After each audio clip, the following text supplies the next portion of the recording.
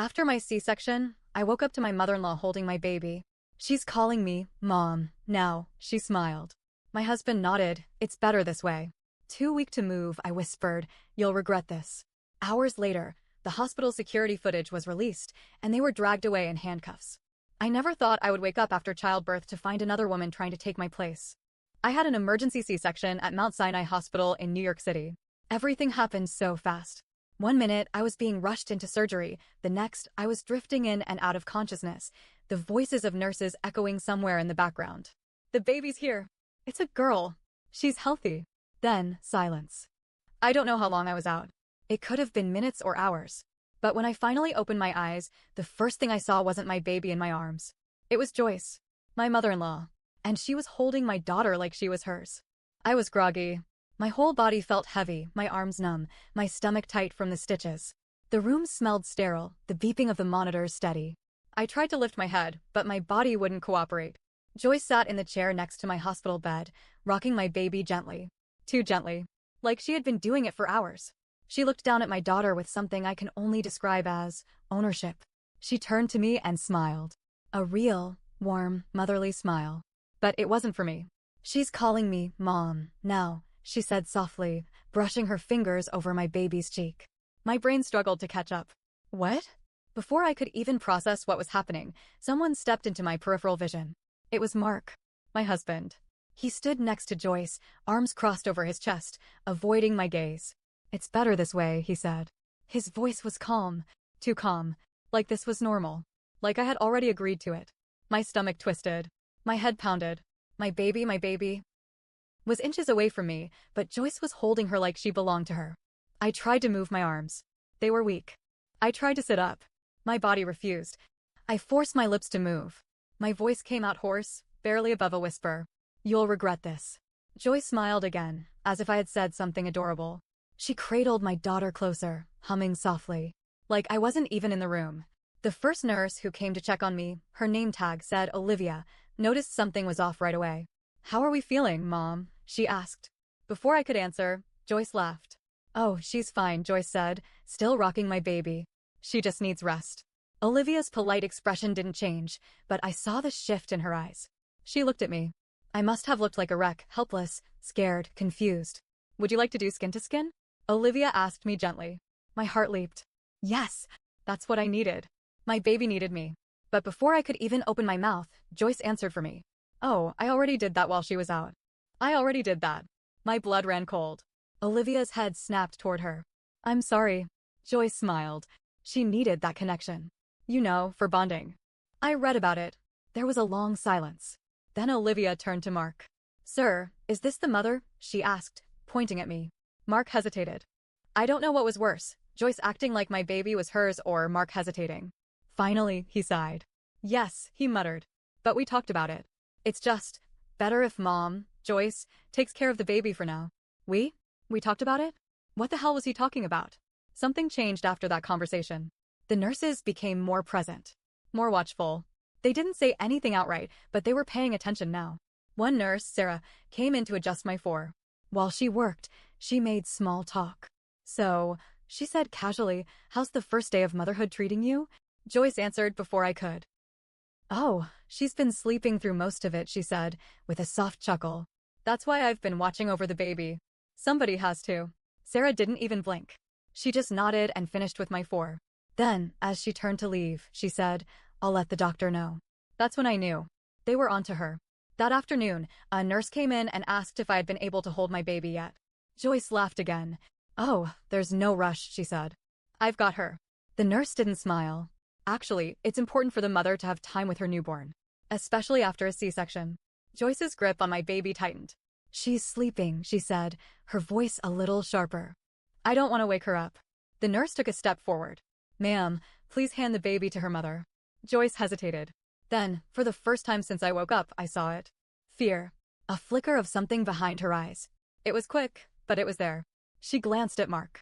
He shifted uncomfortably, but didn't say anything. The nurse didn't wait for permission. She reached forward and gently took my baby from Joyce's arms. Joyce sat there, frozen, like something had been stolen from her. That night, Olivia came back. She pretended to be casual, asking questions about my pain level, checking my stitches. But then, quietly, she asked, "Did you sign any paperwork?" I frowned. No. Her expression didn't change, but I saw her knuckles tighten around the clipboard. "Did you approve anyone else to act on your behalf?" I shook my head. My brain was still foggy, but something in her tone made my stomach twist. "Okay," she said softly. "Just rest. I'll be back later." She left the room. 10 minutes later, hospital security walked in. Two guards in navy uniforms, their expressions unreadable. They weren't rushing, but they weren't casual either. They knew something was wrong. One of them, a tall guy with a shaved head, glanced at Joyce, then at Mark. He held a clipboard. "Sir, ma'am, we need to verify some information," he said, voice firm but polite. Joyce's fingers twitched on the blanket in her lap. Mark shifted his weight. Neither of them spoke. The other guard, a woman with a sharp gaze, glanced at the baby now resting in my arms. "Who is the mother of this child?" she asked, looking directly at me. I licked my dry lips. "Me," I croaked. My voice was still weak, but I made sure to say it loud enough for everyone to hear. Joyce let out a fake laugh, too high-pitched. "Of course she's the mother," she said quickly. "I was just helping." She needed rest. The female guard didn't react. "You've been holding the child since she was born, correct?" Only because Joyce started, then stopped. She knew she had already said too much. The male guard flipped a page on the clipboard. "Ma'am, do you have any legal authority to act on the mother's behalf? Any signed documents?" Joyce's face twitched. No, but the female guard nodded slowly. "And Mr. Carter?" She turned to Mark. He paled at his last name being used. "Why, yeah. You were aware your mother was presenting herself as the primary caregiver?" Mark swallowed. He looked at Joyce, then at me, then at the baby. "Hi, I just thought she needed help." The air in the room changed. It was cracking open, unraveling. And then Olivia returned. She wasn't alone. A doctor and a second nurse were with her. And they had a file. The doctor, a middle-aged man with silver hair, adjusted his glasses. "Mrs. Carter, I need to ask you something important," he said to me. His voice was kind, but firm. "Did you consent to have your mother-in-law listed as the primary caregiver on hospital records?" My stomach turned to ice. "What?" My voice came out stronger this time. "No, I would never." The doctor sighed, like he had already expected that answer. "That's what I thought." He turned and handed a paper to the guard. The female guard scanned it, then looked at Joyce. "This document," she said, "was submitted an hour after the baby was born." Mark took a step back. What does it say?" The guard's eyes flicked to him, then back to Joyce. "It states that Joyce Carter is to be recognized as the primary guardian of the newborn, due to the mother's inability to care for the child." I felt the blood drain from my face. Joyce's mouth pressed into a thin line. "That's ridiculous." "Is it?" The guard held up the paper. "Because it has your signature on it." Joyce opened her mouth, then shut it. The male guard stepped closer. "Mrs. Carter," he said, addressing me. "Did you sign this document?" "Absolutely not." My voice shook, but my anger was rising. The doctor spoke up. "We checked your medical chart. At the time this form was submitted, you were still under anesthesia. There is no way you could have signed anything." The silence was deafening. Mark took another step back. His whole body was tense, like he was ready to run. "Joyce?" She laughed. Not a nervous laugh. Not an apologetic one. A mocking one. "I was doing what was best for the baby," she said, tilting her head. "She doesn't know how to be a mother." I raised Mark. "I know what I'm doing." The female guard didn't blink. "Forging legal documents is a crime, ma'am." Mark snapped. "I didn't know she did that," he blurted out, taking 2 big steps away from Joyce. "I thought it was just temporary. She told me it was just for the first few days." Joyce whirled on him. "Shut up, Mark." But Mark had already stepped into survival mode. He was pale, sweating. "I swear, I didn't know she was doing anything illegal." "I thought," the female guard raised a hand. "Enough." Joyce's lips curled. "Oh, grow up, Mark," she spat. "You've been useless since the day you got married. You never could handle responsibility." "I was fixing your mistake." My breath caught. "Your mistake." She was talking about our daughter. Mark's face twisted. "You said it was just temporary," he said again, his voice small. "Temporary?" Joyce repeated, her voice sharp. "You think she was ever going to be a good mother? She's barely capable of taking care of herself. You saw how weak she was during pregnancy. She doesn't have the instinct." "I do. I was saving the baby from a life of that's enough," the male guard said sharply. For the first time, Joyce looked nervous. Then Olivia spoke up. "You also tried to change the birth certificate," she said. Mark froze. The doctor nodded. Yes. About an hour ago, a request was sent to the hospital administrator asking that the mother's name be removed from the birth certificate and replaced with Joyce Carter's name. The room went still. Joyce's face darkened. The female guard pulled out a radio. "We need NYPD down here," she said into it. Joyce's expression snapped. She lunged. "Not at me. At Mark. You weak little coward," she shrieked. "I did this for you. I did this for our family. And you're just standing there?" Mark flinched as she grabbed his arm, her nails digging into his skin. "Say something," she screamed. He ripped away from her. I'm sorry," he stammered. But he wasn't talking to her. He was talking to me. I didn't respond. I just held my daughter closer. Security stepped in, but Joyce wasn't done. She turned to me, eyes wild. "You don't deserve her," she hissed. Before she could do anything else, the male guard pulled out handcuffs. "Joyce Carter, you are under arrest for attempted forgery, medical fraud, and attempted kidnapping." Her face twisted in rage. "Mark," she snapped. "Do something." Mark just stood there. Joyce started struggling, but the guards held firm. And then, the hospital doors burst open. The hospital doors burst open. Two NYPD officers walked in, their presence shifting the energy in the room instantly. They weren't here to ask questions. They were here to take action. Joyce froze. Her face twisted, but for the first time, she didn't speak. Mark, on the other hand, started breathing fast, like reality had just smacked him in the face. His eyes darted between Joyce, me, and the baby. He looked ready to bolt. One of the officers, a tall man with dark eyes, pulled out a small notepad. "We have reason to believe an attempted abduction was in progress. Can someone explain what's going on here?"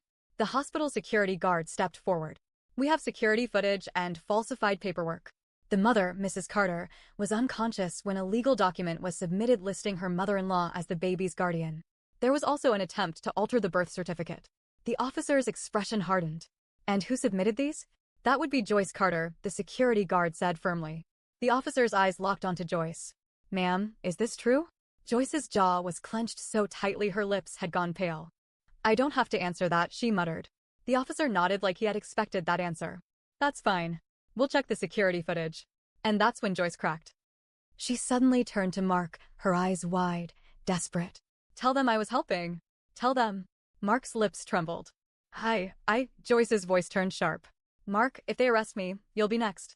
You knew about everything. You let me handle it. They'll charge you too." The officers stilled. Mark paled. "No, I didn't sign anything. That was all you." But Joyce just laughed, shaking her head. "Do you think they'll believe that? The camera saw you here every single day, letting me hold her, calling me her mother. You went along with it. You didn't stop me. That makes you just as guilty." Mark took a shaky step back. I didn't mean to, doesn't matter," Joyce snapped. "Intent doesn't mean a damn thing when it comes to the law." Mark looked like he was going to be sick. The officers exchanged a glance. "Mr. Carter, we're going to need you to come with us for questioning," one of them said. Mark broke. His whole body trembled, his eyes darting around the room like a trapped animal. "No," he whispered. No. This isn't how this was supposed to go." And then, in a single, pathetic moment, he did something I will never forget. He ran. It happened so fast, no one reacted right away. Mark bolted toward the door, shoving past one of the nurses. A chair tipped over. My heart jumped into my throat as I watched him sprint down the hallway, nurses gasping, security shouting. "Stop him," one of the officers yelled. But Mark was fast, too fast for someone who had been acting like a helpless bystander 5 minutes ago. He made it to the end of the hallway, pushing through a set of double doors. One of the officers took off after him. Joyce, still held by the security guard, let out a sharp bark of laughter. "Of course," she sneered. He never could handle consequences.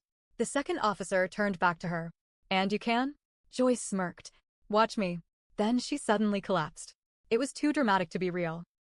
1 second she was standing, the next, she was crumbling to the floor, her eyes rolling back. The security guard caught her before she hit the ground. "She's faking," he said flatly. The officer wasn't convinced. He pressed his fingers to her pulse. "It's erratic.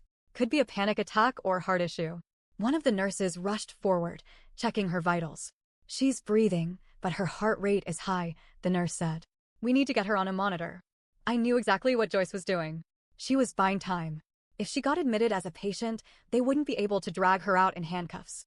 She could argue she wasn't in a state to be arrested. She could delay everything. And the worst part? It was working. The officer sighed. "All right, put her in a room under watch." We'll call a paramedic for transport if needed. I wanted to scream. She was getting away with it. Joyce opened one eye, just barely, looking smug. The officers were falling for it.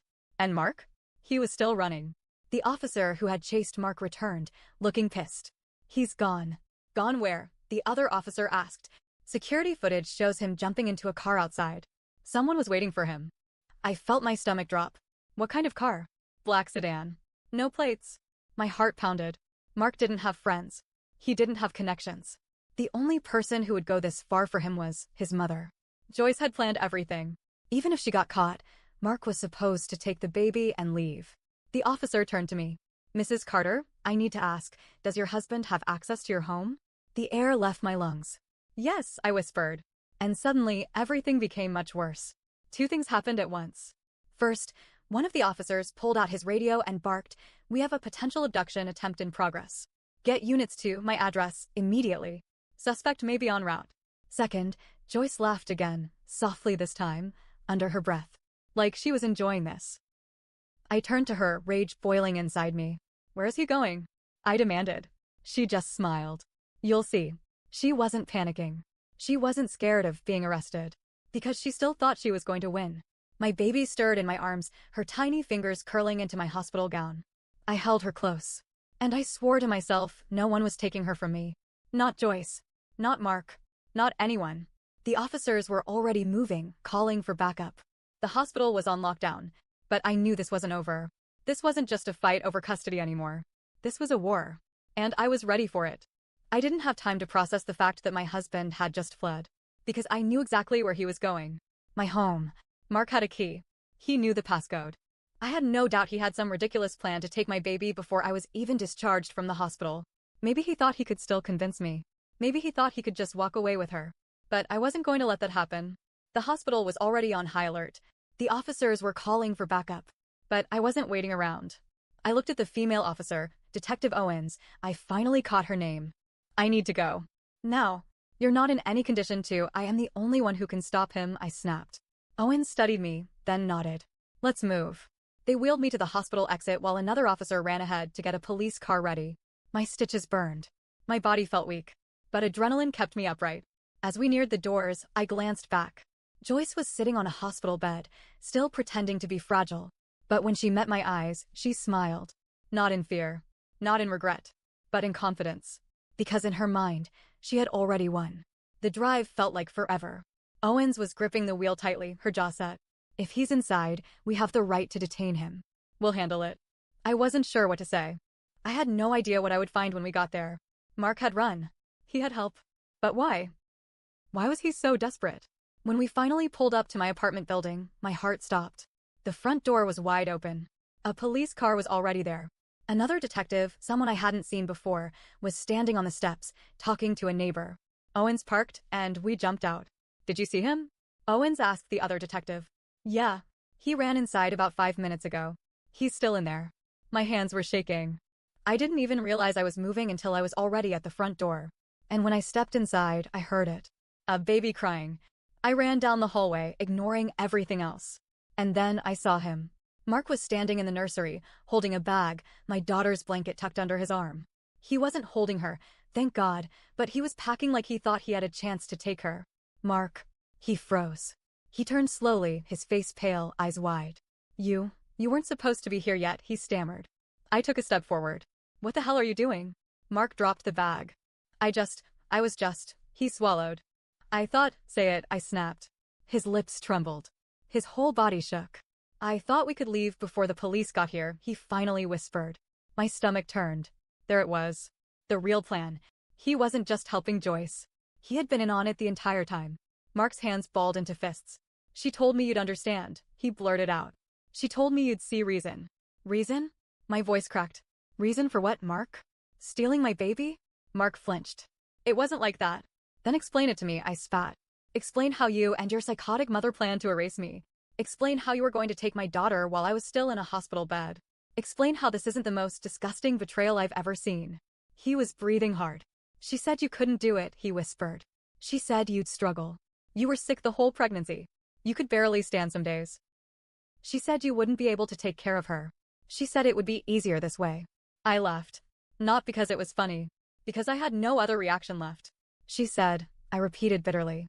You let your mother convince you that your own wife, your own daughter's mother, didn't deserve to be a parent? Mark opened his mouth, then snapped it shut. Because he knew. He knew there was no excuse for this. I took another step forward, my voice dropping. Tell me the truth, Mark. He swallowed. His eyes darted toward the doorway, toward Owens, and the other detective standing just behind me. You weren't supposed to wake up so soon, he whispered. There it was. The real truth. My heart stopped. Mark looked down, avoiding my gaze. She gave you something, he muttered. After the surgery. She said it would make you sleep longer. Just for a day or two. I went cold. She drugged me. My voice barely worked. Mark's breath came out shaky. She said it was just so you could rest. She told the nurses it was routine. I couldn't move. I couldn't breathe. Because this wasn't just manipulation anymore. This was planned. She had drugged me. To keep me weak. To keep me from waking up and stopping her. And Mark had let it happen. A deep voice spoke from behind me. That's all we needed to hear. Mark's head jerked up. The detective pulled out his cuffs. Mark Carter, you are under arrest for attempted abduction, conspiracy, and accessory to fraud. Mark panicked. Wait, no, I didn't. The officers moved fast. Mark tried to run. Again.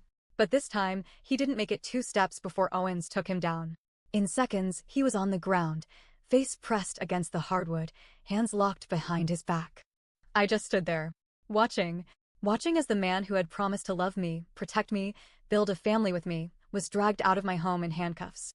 And then I collapsed into the crib, gripping the edge for support. My baby was safe. I was safe. But something inside me was shattered beyond repair. Joyce was charged with medical fraud, attempted abduction, and falsifying legal documents.